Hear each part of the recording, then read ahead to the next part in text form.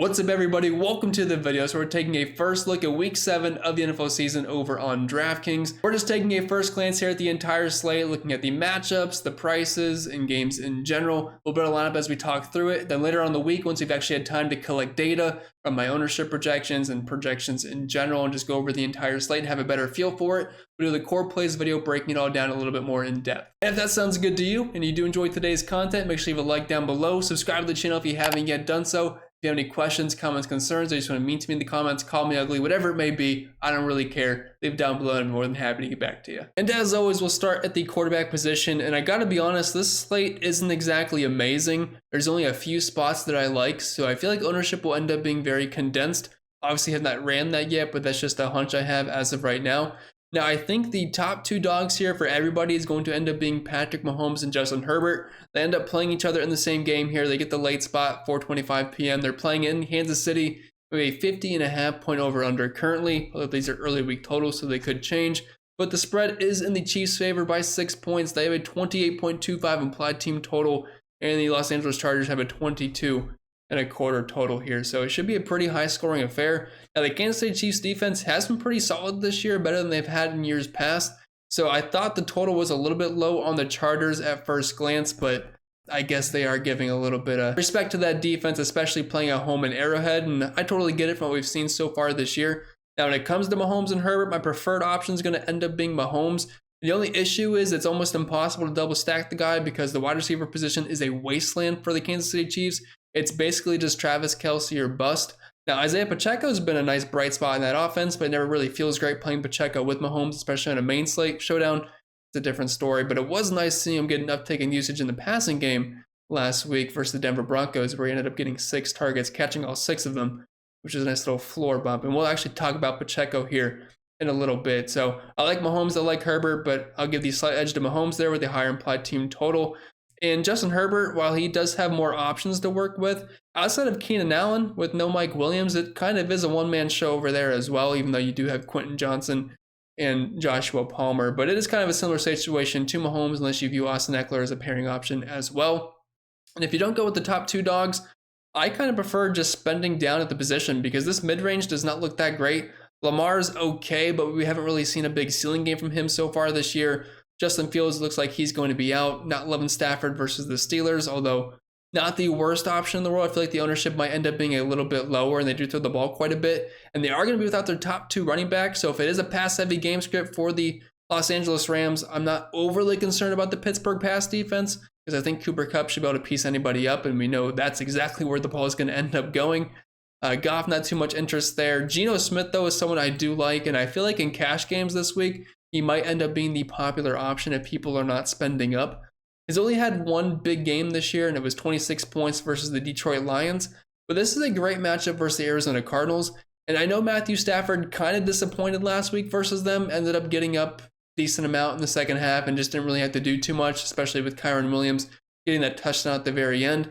But I feel like there was certainly upside for more. And Geno here at $6,000, if this game can stay somewhat competitive, I believe it's a 6-7 point spread in the Seahawks' favor, but a decent implied team total right around 25 points.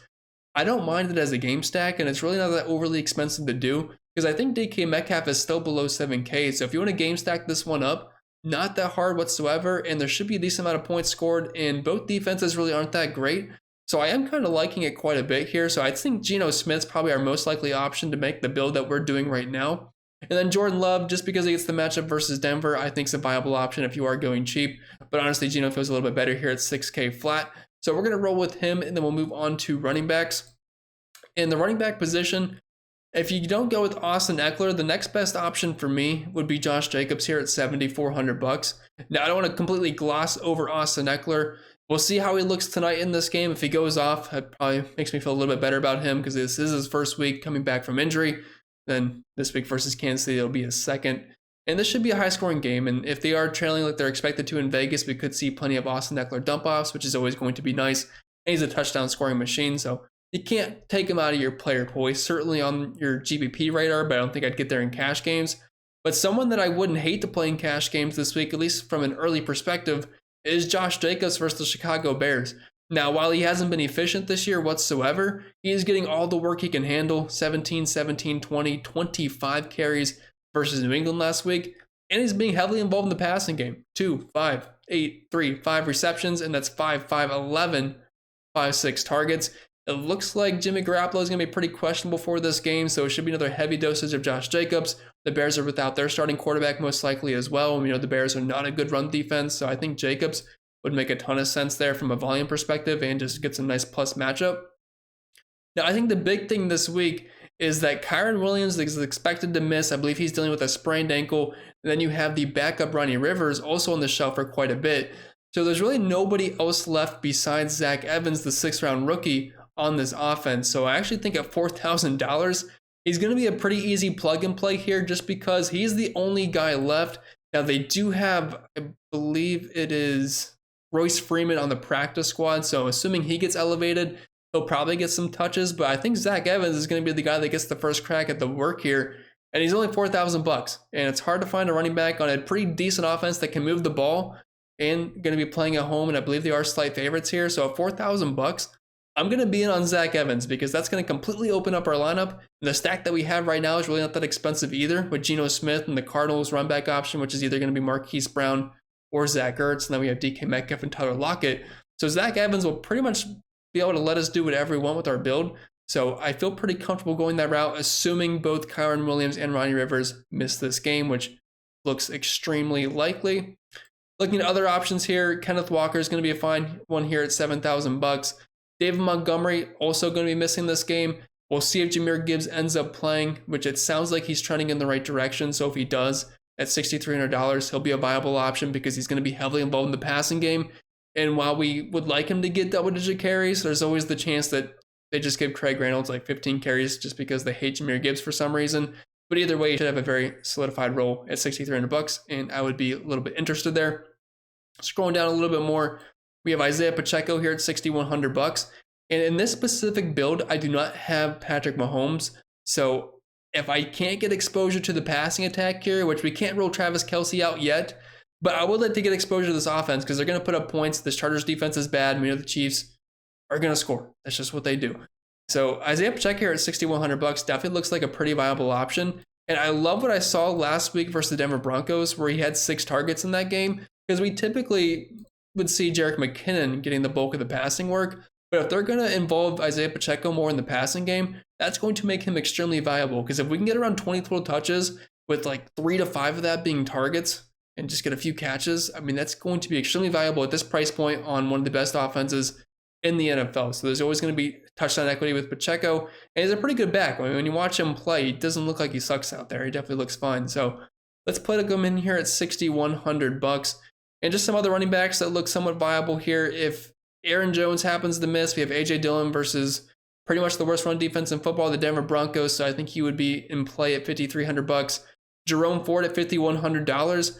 I feel like Kareem Hunt might get some hype this week because he's ended up scoring and ended up, I think, having around 16 fantasy points. But Jerome Ford is still the guy that gets the most snaps. He gets the most touches in this backfield. And it's not like he was bad either. He was averaging around 5 yards per carry in that game and had some pretty clutch runs at the end for the Browns to be able to move the chains and get them in scoring position near the very end.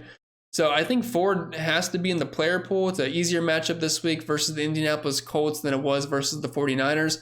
I'm not saying I'm in love with the play, but if you're looking for cheap volume and you don't want to go the Zack Evans route, I think Jerome Ford makes sense, especially if Kareem Hunt gets any type of steam after getting into the end zone last week.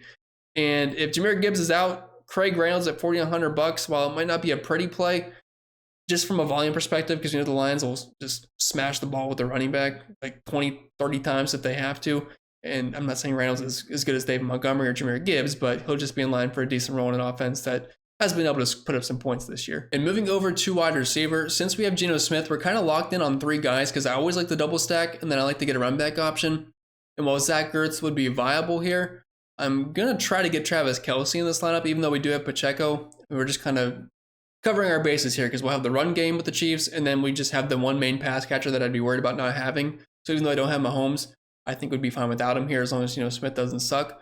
So since we have Geno, obviously Cooper Kupp, always going to be in play, Diggs, Allen, Adams, St. Brown, all these elite wide receivers, all viable every single week. I don't care what their matchup is. They can beat them. So I'm always going to give the edge to elite level wide receivers over good defenses, so I don't usually worry about that. But we have to correlate our lineup here. So let's find where DK Metcalf is. Let's just single out this game. $6,800. He's coming off a 10 target game. Left briefly, ended up coming back. Didn't have an amazing game, but once again found his way to double-digit points. We're going to plug him in. Always the potential for a big game versus Arizona. And they're also playing at home, which I do like. And Tyler Lockett, another guy that's just going to pretty much get 5 to 10 targets every single week. And you're just going to have to hope that you hit on the big play or the touchdown. But upside on both of these guys. And they're really cheap. I mean, $6,800, $6,000. You pair it with Geno Smith, he's only $6,000. And then Marquise Brown is a run back option, only $5,300. He's sporting close to a 30% target share this year and a 40% market share of the team's air yards. 3 straight weeks of double-digit targets, 10, 10, 11. Now, obviously not the best quarterback play for him, so it's not like the most valuable targets in the world. But when you're getting that kind of volume at some point, you're just going to pop. So I think at $5,300 for this specific build makes a ton of sense. And then as for the rest of the wide receivers, it usually just comes down to the quarterback that I'm playing. And I have not yet run projections or have it all statted out, so I have to see like the target distributions that I have for each team. So I don't want to confuse you guys and just talk about random plays because I'll end up confusing myself. So let's move on to the tight end position. And we have a clear-cut winner, Travis Kelce here up at $8,000. Big price difference to number 2 with Mark Andrews, just below $6,000. And I think this is a great week to play Travis Kelce. I'm usually someone that ends up spending down the tight end position, which a lot of times Travis Kelce ends up being on the primetime slate anyway, so we don't have to worry about him. But this is one of those weeks where I might make him a priority. Now, I'm not saying he's an absolute 100% lock must play in cash games this week, but just looking at the tight ends here as I scroll through, Zach Ertz is always going to be somewhat in play because he's just continually cheap. But I'm not really seeing anybody that stands out. Maybe a Cade Otton, just because he's involved at $2,900, and Baker seems to look his way. Did have an end zone target late last week, but even then, you just really can't count on these targets too much. It's kind of touchdown or bust for Cade Otton. So honestly, just getting Travis Kelce, it's not that hard to do, because if you do go the Geno Smith route, even if you're not like playing tournaments and you're double stacking everybody and these guys end up being cheap, it still shouldn't be that hard to prioritize Travis Kelce here. And if you're just looking at the targets each week this year, obviously missed week 1, but 9, 8, 9, 11, 9 catches almost every single ball thrown his way. He's always going to be one of the top threats for a touchdown every single week. And it's just hard to find a more consistent player in the NFL. And he's dealing with a nagging injury as well. It's just not really stopping him. So great matchup versus the Chargers. So let's just plug him in, eat the salary. But really, it's not too bad because once you factor in we have a cheap defense to play, we still have $7,800 left for these last 2 spots. And as for the defenses, we'll just plug in a random cheap one. First one that comes to mind that looks decent. Patriots at 11 versus Buffalo, but Buffalo's played some sloppy games so far. And I feel like they always, not always, but they play down to their competition a lot. And I can't put the Chargers because that makes no sense. The Cardinals would make even worse sense here because I have a full-on Seattle stack. The Chiefs game, I kind of want a high scoring. I know I have Pacheco here, so it wouldn't be bad correlation, but it just doesn't seem necessary.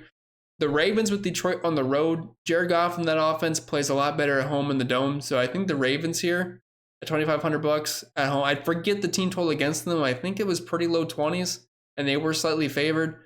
So there's just the first one that I see that makes sense. So we'll plug them in at $2,500, and that would leave us $5,300 left for the last spot in flex, which does give us some options here. If Aaron Jones happens to be out, AJ Dillon at $5,300 versus the worst run defense in football, I think would be fine. He's not the best player in the world, but he got there last week. It was on the showdown slate. Had 20 carries, 76 yards, wasn't efficient, but did find the end zone. Not really involved in the passing game, so it's kind of going to be touchdown or bust there, but it is the Broncos, so I wouldn't rule it out. I don't really like anybody else here. Najee Harris is terrible. Jerome Ford, I wouldn't mind that at $5,100. I mean, he had close to 20 total opportunities last week, and that's hard to find at 5,000 flat.